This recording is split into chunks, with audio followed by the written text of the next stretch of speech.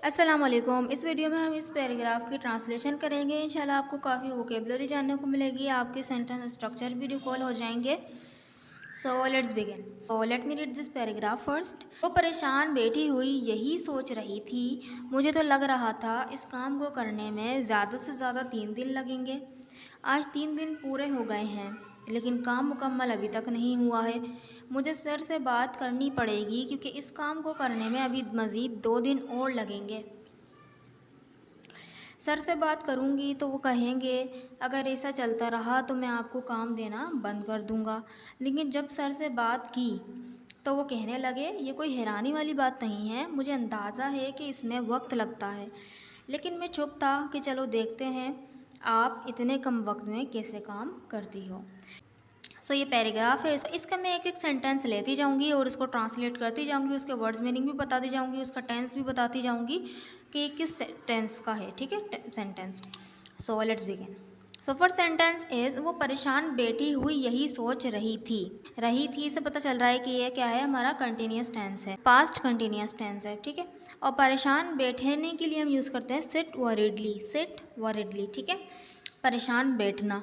तो हम देखें सेंटेंस किस तरह बनाएंगे, और वो क्या है, शी थर्ड पर्सन सिंगुलर, उसके साथ वॉज लगेगा। तो शी वॉज सिटिंग वरीडली थिंकिंग। ठीक है, वो सोच रही थी। शी वॉज सिटिंग वरीडली थिंकिंग, वो परेशान बैठी हुई यही सोच रही थी। अब यही के लिए हमने कोई यहाँ पर कुछ यूज़ नहीं किया, बल्कि हम उसके आगे बता रहे हैं कि हाँ क्या सोच रही थी, ये सोच रही थी कि ये सोच रही थी। ठीक है, मुझे तो लग रहा था इस काम को करने में ज़्यादा से ज़्यादा 3 दिन लगेंगे। और लग रहा था के लिए हम एक जो है स्ट्रक्चर यूज़ करते हैं, उसके लिए हम सीम टू का यूज़ करते हैं, सीम्ड टू। ठीक है, तो पास्ट में था, क्योंकि पास्ट में तो सीम्ड टू। अगर ये प्रेजेंट में होता कि लग रहा है तो हम सीम टू, सिर्फ ईडी हटा देते, सीम टू हो जाता। ठीक है, और देखिए वक्त लगना, तो देखिए 3 दिन लगेंगे, तो 3 दिन लगेंगे यानी वक्त लगेगा। ठीक है, 3 दिन का वक्त लगेगा, तो हम यहाँ पे यूज़ करेंगे इट के बाद, ये स्ट्रक्चर है, इट के बाद हेल्पिंग वर्ब आएगा और टेक और प्लस, और उसके बाद आ जाएगा टाइम। 3 दिन तो 3 डेज, अगर 2 घंटे तो 2 आवर्स। ठीक है, जो भी टाइम होगा वो टी यानी टाइम आएगा। ठीक है, हेल्पिंग वर्ब के बाद टेक आ जाएगा। अब देखिए क्योंकि क्या लगेंगे, और वो पास्ट में सोच रही थी, है ना, और ज़्यादा से ज़्यादा के लिए हम यूज़ करेंगे मैक्सिमम। ठीक है, मैक्सिमम। देखें इस बात को देख लें कि मुझे तो लग रहा था, अब ये पास्ट में क्लोज है, तो हमारा जो आगे वाला है वो फ्यूचर, देखिए फ्यूचर का लग रहा है, लेकिन जो है यहाँ पर हम पास्ट की फ्यूचर बता रहे हैं, तो पास्ट के फ्यूचर के लिए हम वुड का यूज़ करते हैं, तो यहाँ पर हम वुड का ही यूज़ करेंगे। देखिए सेंटेंस क्या बनेगा, इट सीम्ड टू मी, मुझे तो लग रहा था, इट वुड टेक कि यानी कि ये लेगा, कितना टाइम लेगा, 3 डेज मैक्सिमम, ज़्यादा से ज़्यादा, टू डू दिस वर्क। ठीक है, इट सीम टू मी, मुझे लग रहा था, it would take 3 days maximum to do this work, ज़्यादा से ज़्यादा इस काम को करने में कितने लग जाएंगे, 3 डेज लग जाएंगे। नेक्स्ट सेंटेंस इज आज 3 दिन पूरे हो गए हैं, लेकिन काम मुकम्मल अभी तक नहीं हुआ है।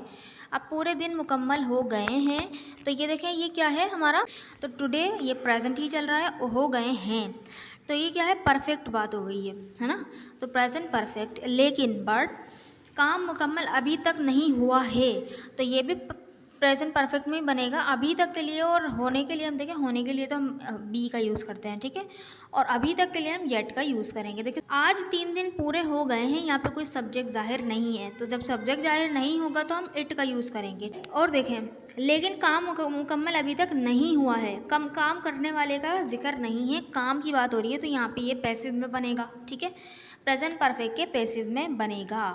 तो पैसिव में क्या होता है कि बस हैव हैज के बाद बीन आता है, उसके बाद वर्ब की थर्ड फॉर्म आती है, तो इसमें यही होगा। देखें क्या करेंगे, today it has been 3 days but work hasn't been done yet. Work क्या है हमारा, सिंगुलर थिंग्स में से आता है। ठीक है, तो work hasn't been done yet.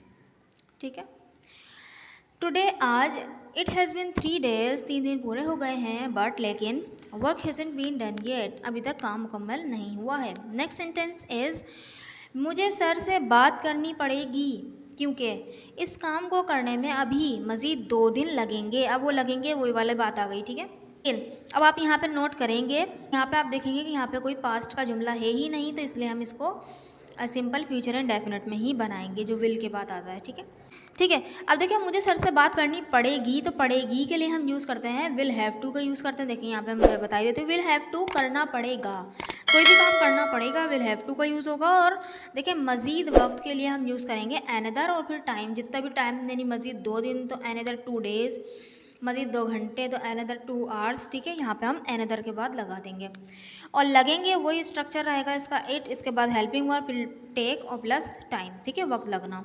तो यहाँ पे क्योंकि लगेंगे तो गे से पता चल गया कि helping verb future and definite का आएगा तो विल आएगा यहाँ पर। ठीक है, तो देखिए सेंटेंस क्या बनेगा। I will have to talk to sir, मुझे सर से बात करनी पड़ेगी। I will have to talk to sir because, क्योंकि it will take another 2 days to do this. ठीक है, अब देखें इट विल टेक, ये लेगा, कितना टाइम लेगा, अनदर 2 डेज, मज़ीद 2 दिन लगेंगे, या लेगा ये टाइम 2 दिन लगेंगे टू डू दिस, इस काम को करने में। I will have to talk to sir, मुझे सर से बात करनी पड़ेगी बिकॉज, क्योंकि it will take another 2 days to do this work. ठीक है, आइए आपको ये समझ में आया होगा। नेक्स्ट सेंटेंस इज सर से बात करूँगी तो वो कहेंगे कि अगर ऐसा चलता रहा तो मैं आपको काम देना बंद कर दूंगा। अब देखें सर से बात करूँगी तो वो कहेंगे, तब देखें वो सर से बात करूँगी ये हमारी सिचुएशन है और उसका रिजल्ट क्या आएगा, वो कहेंगे। ठीक है, तो यहाँ पे ये जो हम जो कहेंगे वो तो हम फ्यूचर एंड डेफिनेट में बनाएंगे। ये जो सर से बात करूँगी ना, तो ये जो हमारा सेंटेंस बनेगा ये बनेगा प्रेजेंट एंड डेफिनेट में। ठीक है, और अगर ऐसा चलता रहा तो के लिए हम यूज़ करेंगे, देखिए इफ़ दिस गोज़ ऑन, और ये जो ये वाला सेंटेंस है आपको काम देना बंद कर दूंगा, तो ये फ्यूचर एंड डेफिनेट में ही बनेगा। ठीक है, और बंद कर देने के लिए हम स्टॉप का यूज़ करेंगे। देखिए सेंटेंस किस तरह बनेगा। अब देखें पहले सेंटेंस में आप गौर दीजिए, if I talk to sir, देखें आई के बाद टॉक आया यानी वर्ब की फर्स्ट फॉर्म आई है, तो प्रेजेंट एंड डेफिनेट में यही होता है ना, सब्जेक्ट के बाद वर्ब की फर्स्ट फॉर्म आती है, तो सेम ये क्या बना है प्रेजेंट डेफिनेट में।